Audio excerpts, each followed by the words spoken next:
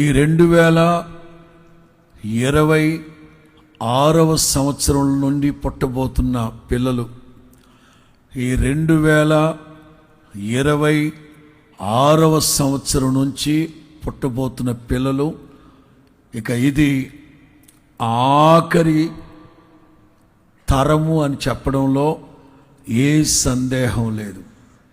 ఎందుకంటే ఇక మన దినాల్లోనే ప్రభువు రాకడ వచ్చేస్తుంది.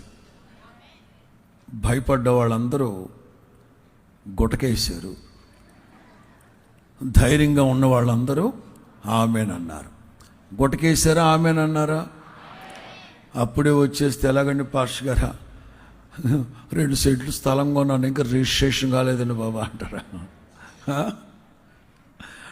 జస్ట్ ఎంగేజ్మెంట్ అయింది, ఇంకా పెళ్లి కాలేదు బాబా అంటారా?